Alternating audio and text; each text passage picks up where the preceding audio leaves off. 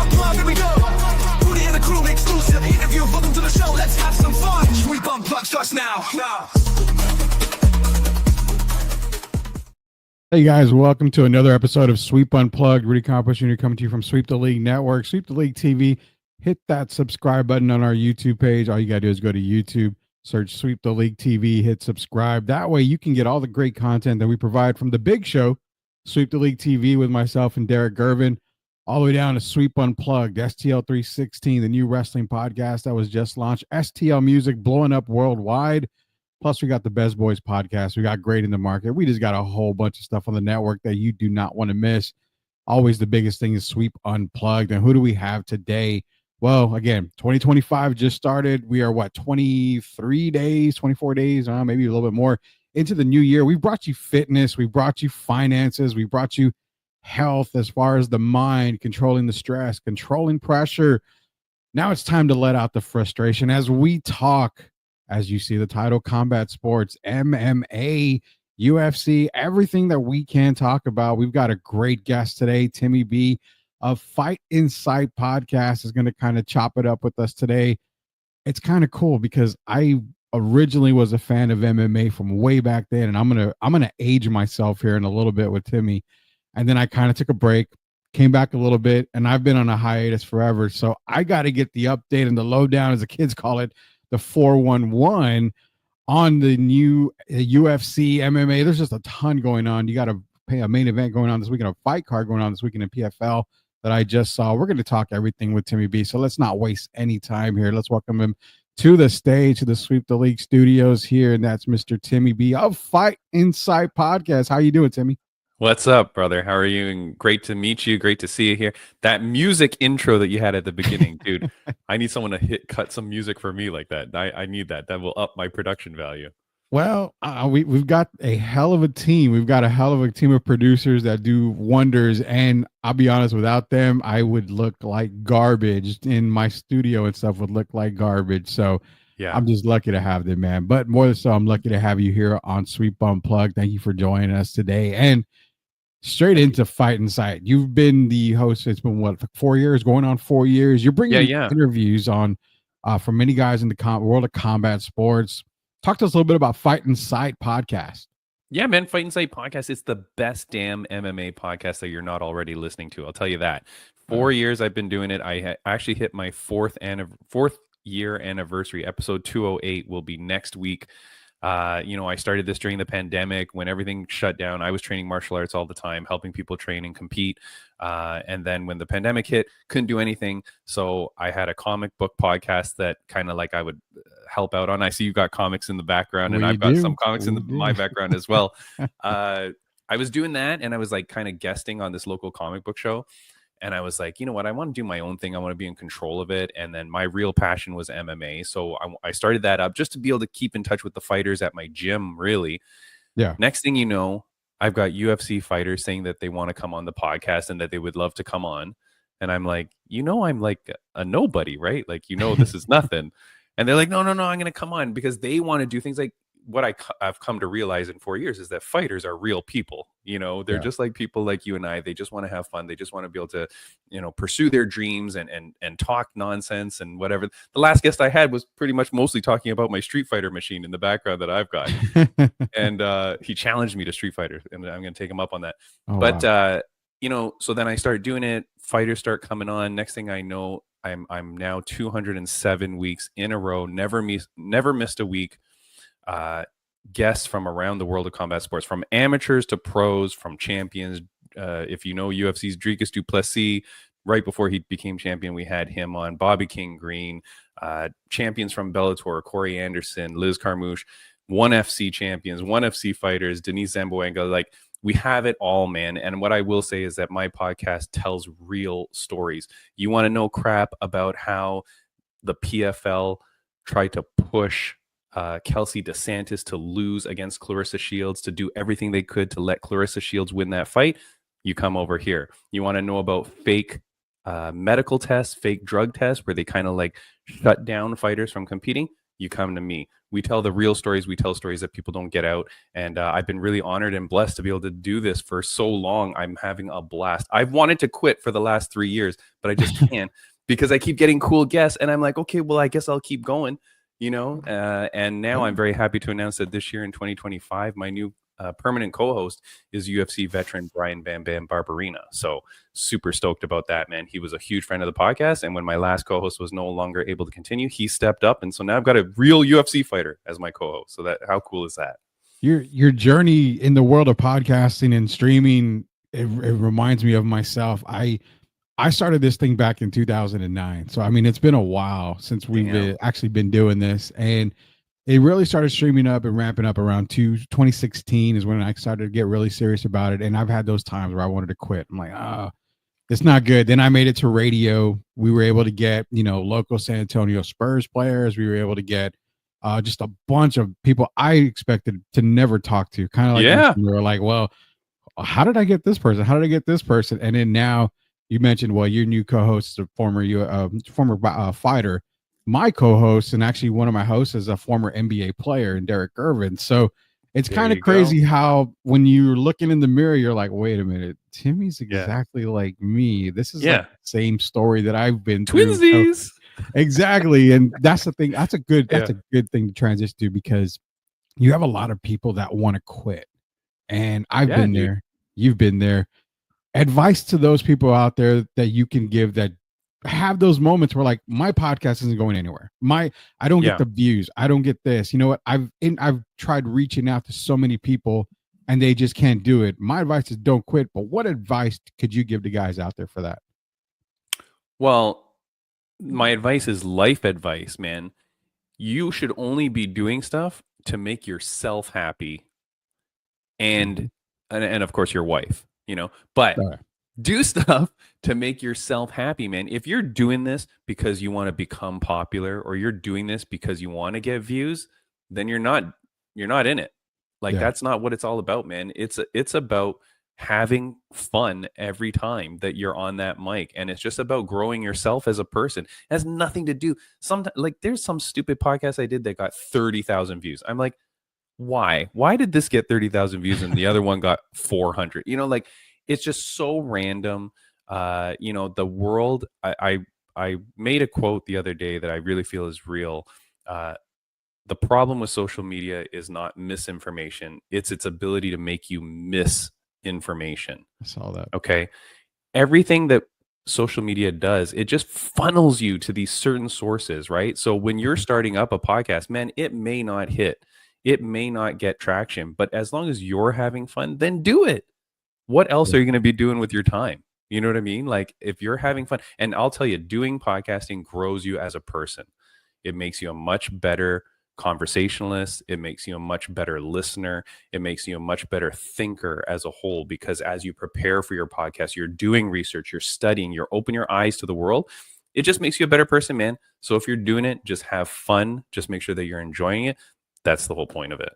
100%. I appreciate that. You spreading the word out for everybody out there that is into podcasting. That I don't sugarcoat stuff kind of the way you do on your show. We don't sugarcoat it here. It's tough. It's hard. It's a lot of hard work. You've got to get stuff done. The good thing to do is surround yourself with people as well that are going to be able to support you. He is Timmy B.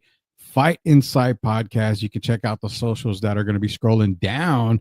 Plus, it's in the background with the other great stuff he's got looking up on those shelves that is there.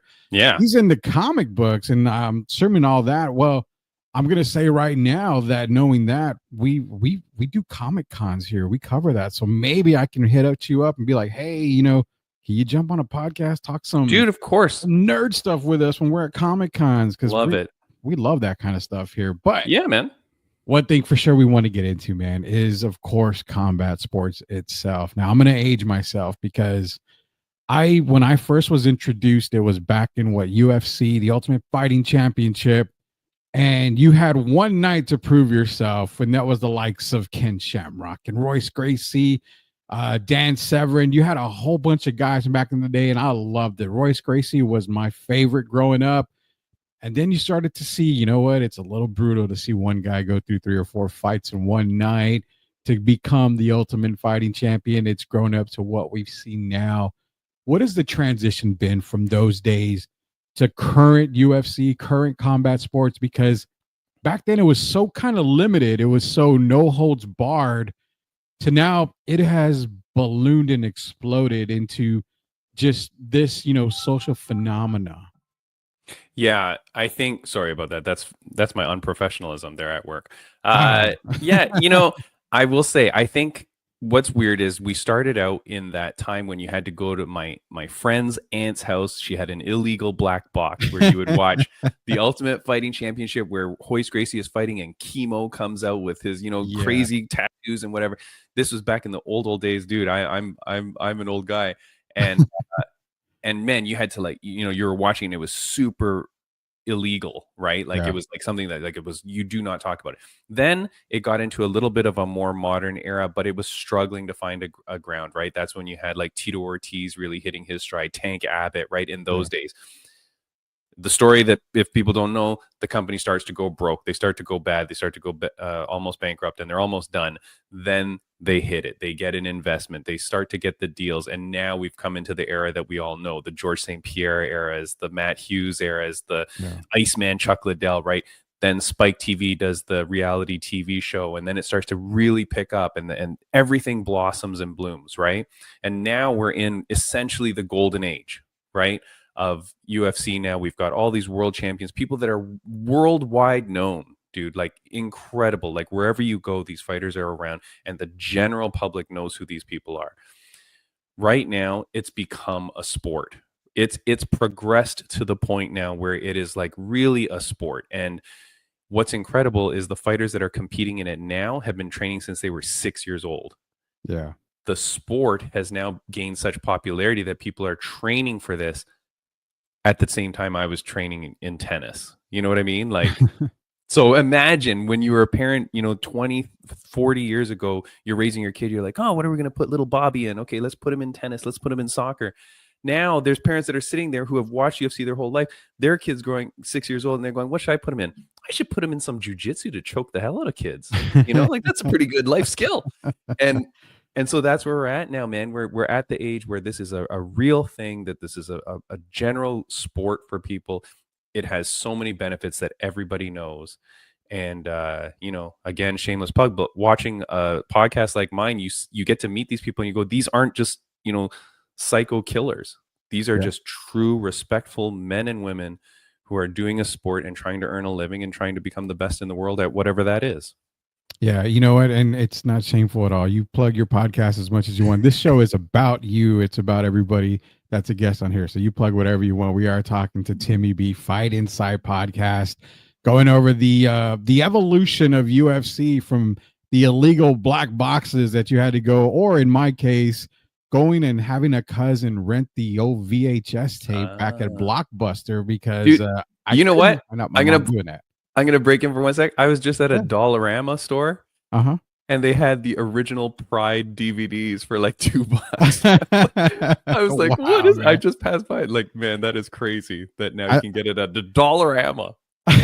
Man, it's kind of crazy. I know I'm going to get a lot of comments about VHS. What is a VHS? I'm like, oh God, I can't explain to you kids what a VHS is. That is for damn sure. But you're going from the evolution to what we've got now. Now, the question I've got, because before I get into fighters and just a couple of the fighters that I used to watch, and a quick shout out, George St. Pierre.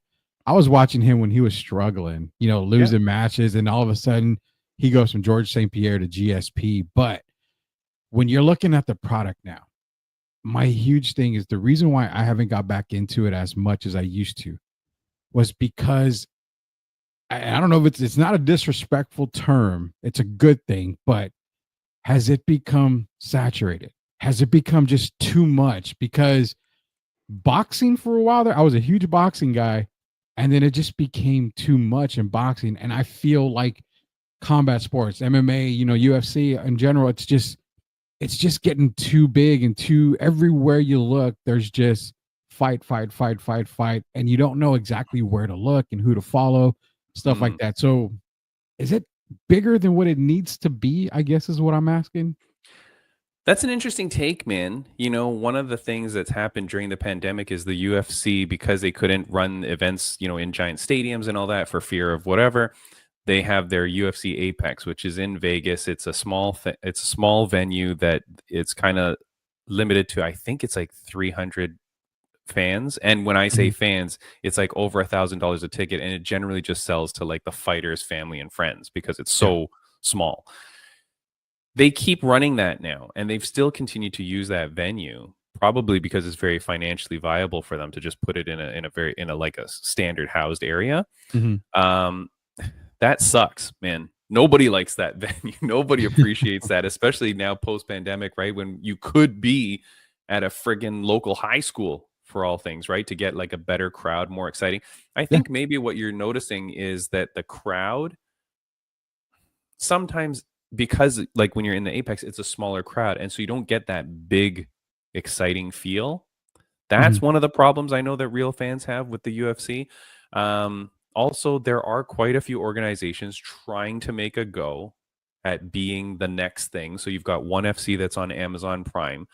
Anytime I'm watching that organization, and I love them because I want people to have a place to fight, and you know, I've interviewed so many people from there. If I'm watching that on TV, my wife tells me to turn it off. She hates it. She feels that that production value is really bad. She can notice it immediately and go like, yeah, "That's terrible. Get that off the TV." Then you've got the PFL, which just bought Bellator. Mhm. Uh, the PFL product is not very good. You know, a lot of people don't really like that. And then tonight, does this air live? Like, are people going to see this today? Oh, Like, yeah, it'll be you today. mentioned the date. So Yeah, it'll be today. tonight at 8 p.m. There's an organization called the Global Fight League. It's Okay. kicking off, and they're doing a live draft. They've apparently signed 450 fighters, and they're going to draft 120 of them tonight. Wow. Is this thing going to be a total bomb, Rudy?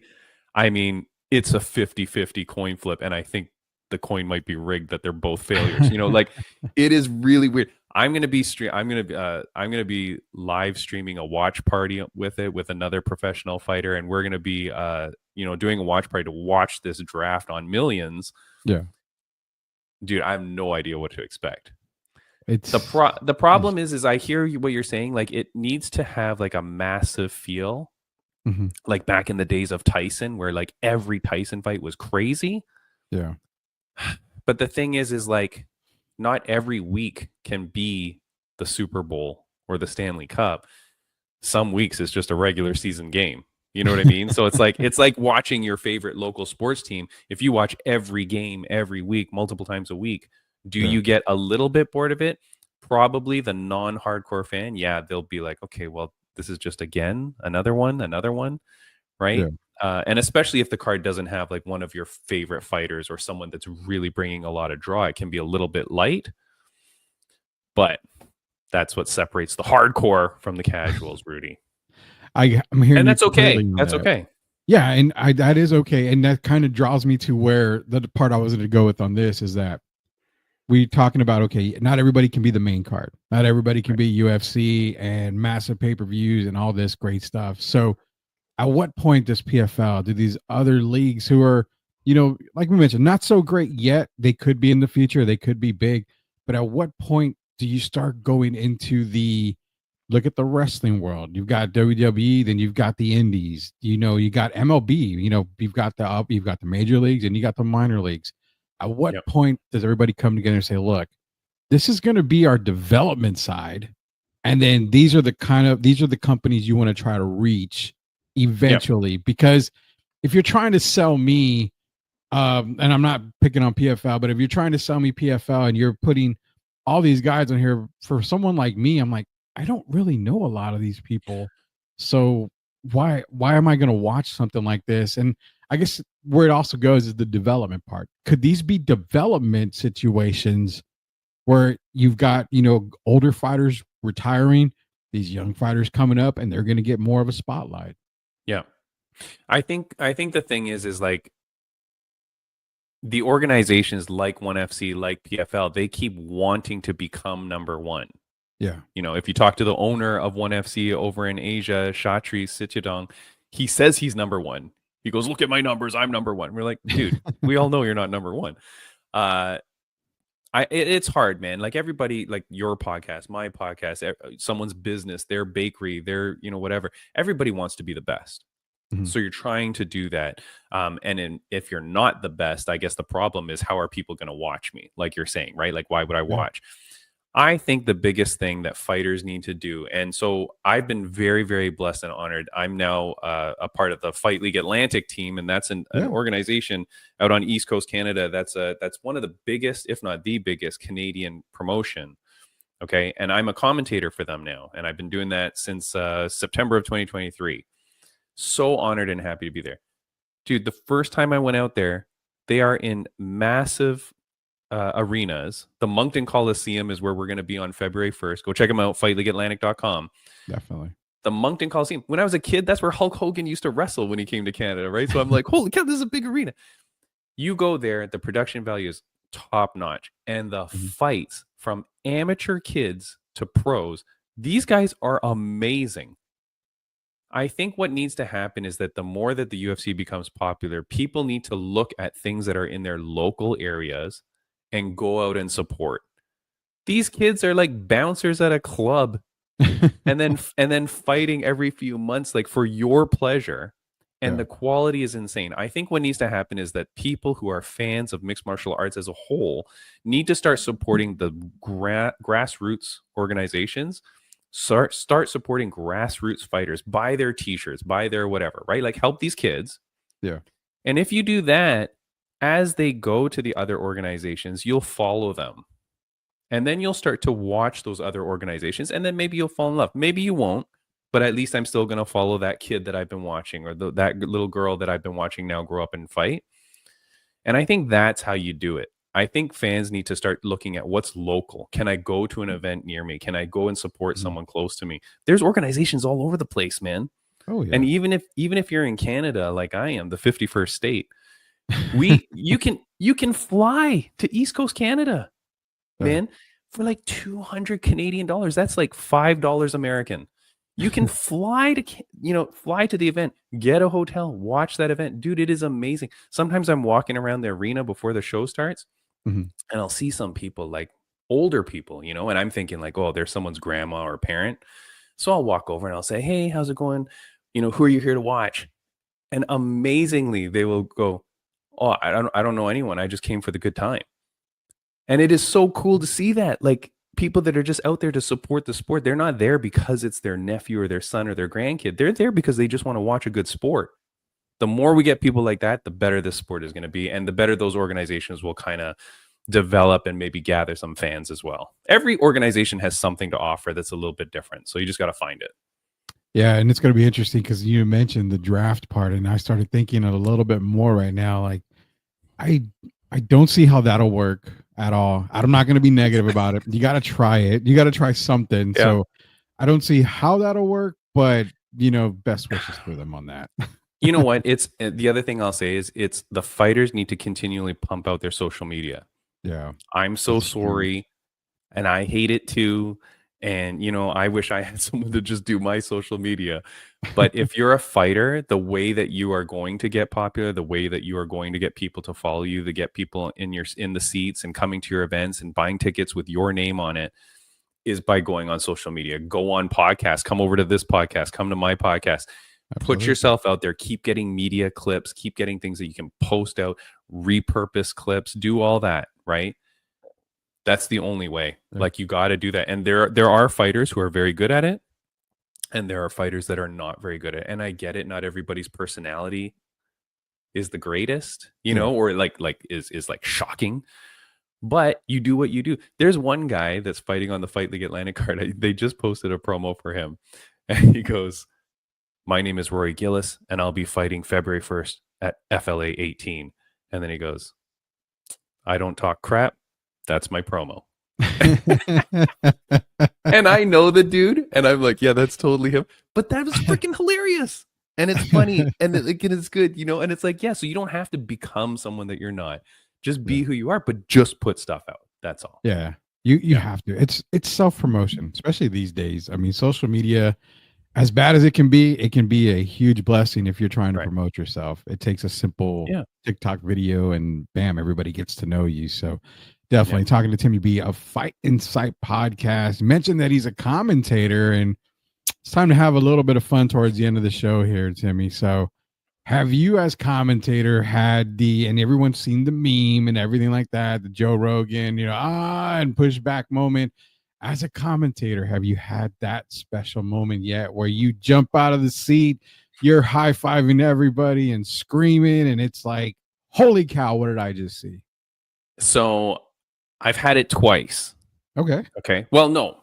First thing I'll say is one time last year, I had the opportunity, the regular co-commentator with myself, who's a UFC veteran, Chris, the Greek assassin Kalidas. He's an East Coast guy, so he's the main commentator there. He wasn't able to come. Next to me then that night on the desk was John Morgan. He's MMA media royalty. He's the guy that always asks the first question at every UFC event. He commentates for a bunch of organizations. He's a pro. Dude, sitting next to that guy and seeing how animated he was a lesson I will never forget. Everything that was happening, he was reacting, he was standing up, he was making boisterous movements, and like that's how it comes across on the mic. Yeah. And I'm sitting there and watching, I'm like, holy crap, man. And I started to imitate him, as the night went on, like we would both stand up and stuff. So I really tried to play into that, which is very cool. And I feel that will help me. The one moment that was like a wow moment, which was a sad one, was, did you ever see when Anderson Silva broke his leg, or when Chris Weidman broke his leg? Yes. That happened at one of our shows. The fight starts. I'm reading the sponsor read, and the guy's leg snaps. And it was crazy. Like, the guy is fine now. He's actually competing, like within, I swear to God, like a year, the guy's already back to competing in jiu-jitsu and stuff. He's an animal. But it was crazy. The crowd is shocked and silenced, and the fighters are in the cage, and the ambulance comes. Like, it was just insane. It was crazy moment. And if that kind of answers your question, I mean, that was one of the, no, everything's always insane. A fight is a fight, so it's always crazy. But boy, oh boy, that was I'll never forget that. Oh man, I could not even imagine being a commentator or even just being in the arena when something like that happens. I think the closest I came to watching that was in basketball when Sean Livingston of the Clippers basically broke his leg on a fast break, and I remember looking like, oh God, no, that did not. Oh yeah, that did happen. Oh yeah, no, can't look at it like that at all. So Timmy, got a question. Last question here before we let you go here. Again, Timmy B, Fight Insight Podcast. Great podcast. You want to check it out. Look at the background there. It says Fight Insight Podcast. All your combat sports. Best in the business. We're just going to say it now. Best in the business. We're promoting that as the best in the business. As I hit the rock music in the background for us here. We started something new at Sweep Unplugged. Did it recently. We're continuing it on here. And this is our Sweep Unplugged top 5 for Timmy B here. So I'm going to go for my instances here. We're going to go top 5 fighters of all time for you. This is crazy. So for me, I'm going to say, obviously, I'm a Gracie fan. So Gracie is always going to be number 1 for me. I always go back, the Ken Shamrock for me is where I started. I'm a huge Anderson Silva fan. Love the Spider. Tito Ortiz, the Huntington Beach bad boy, that was a guy for me. And at number 5, I used to feel sorry for George St. Pierre when he was losing early in his career, that the guy grew on me. So GSP is my 5 for me. But putting the spotlight on you, Timmy B, Fight Inside Podcast. Let's see if the world can guess your 5, as you mentioned them here. Who are your top 5 fighters of all time for you? Dude, this is a question that we need 17 hours of a podcast to debate. Okay. But I will go in no specific order. Okay. Yeah, no. And this is my favorite of all time. That's what we're saying. Yeah. This is your list. Your my favorites. favorite. Okay. My favorite of all time, man. First off, I'm going to go with GSP, George St. Pierre. I'm a Canadian. He's a Canadian. Not only that, he brought class to sports, right? Brought class to MMA. That guy was a great man, a great ambassador for the sport, multi-division champion, one of the greatest of all time. GSP, that's on my list. A guy that made the UFC, that during that Spike TV era, Chuck the Iceman Liddell, That guy with the mohawk, the tattoos, he had the look, he had a little bit of a dad bod, you know, but that guy was a killer. And that guy really elevated UFC in a time when we needed him most. That guy was the image of UFC. I'm going to go with him. Third, I'm going to go with Ronda Rousey. Look, she brought women's MMA into the fold. There would be no women's MMA really without her catapulting it to where it did. She's cool as crap, man. She's a badass. She's got everything about her was very cool. She's got to be up there. Next, I'm going to go with Stamp Fairtex. Your whole audience has no clue who I'm talking about, but she's over there in ONE FC. She is one of the coolest damn fighters ever, man. Go check out Stamp Fairtex. Go watch her clips. She dances to the cage. She's a Muay Thai specialist who's now in MMA. She's currently the atomweight champion of ONE FC. That girl is someone to watch. She's going to be around forever, so check her out. My favorite of all time, Rudy, anybody that watches my podcast knows, it is Bobby King Green of the UFC. Dude, I love that guy. He is one of the most fantastic and exciting fighters. He will kill or be killed every fight. There is never a boring Bobby King Green fight. And I had him on my podcast as a dream guest. I had him a couple years ago. That guy is one of the best of all time. A great man. Man, he speaks so eloquently. He's a great guy. But Bobby King Green, go watch all of his fights, man. Go watch them. There you go. Timmy B's top 5 here on Sweep Unplugged's top 5. Those are his fighters. Who are your top 5 fighters? Drop them in the comments, and if we read some of them or we get to some of them, you'll get a prize from us here at Sweep Unplugged. So that's amazing, man. You can catch Timmy B Fight Inside podcast. And again, appreciate you joining us here on Sweep Unplugged. There's so much fighting to talk about. I'm pretty sure we can squeeze in another episode at some point or another to talk some more MMA. And I've actually got a really good friend who runs a podcast. I can maybe have him join us too, because he is another massive MMA type of guy. And you do a great job with the podcast you've got in Fight Inside. And again, appreciate you joining us here today for Sweep Unplugged. You've got anything to plug right now? The floor is yours. Dude, everybody, this is obviously your favorite show. You're here listening. I just want to be your second favorite show. Come on over to Fight Insight Podcast, right? I'm on Instagram at Fight Insight Podcast. Find me on YouTube, on millions.co, on Spotify, anywhere you get podcasts, that's where I'll be. So get me there. You can also find an audio only version at rageworkspodcast.com. Go check me out there.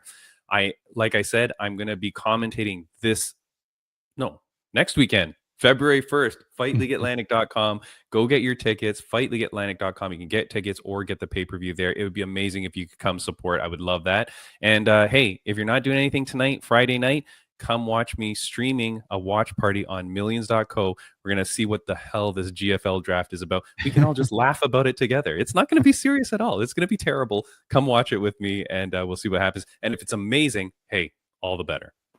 Yeah, there you go. Timmy B Fight Inside podcast. And before we go, a quick GSP drop here. He loves comics. I love comics. GSP was in a Captain America movie. So for those of y'all that don't know, go check it out. He's very versatile, as you can tell, as is Timmy B, commentator and also host of Fight Inside podcast.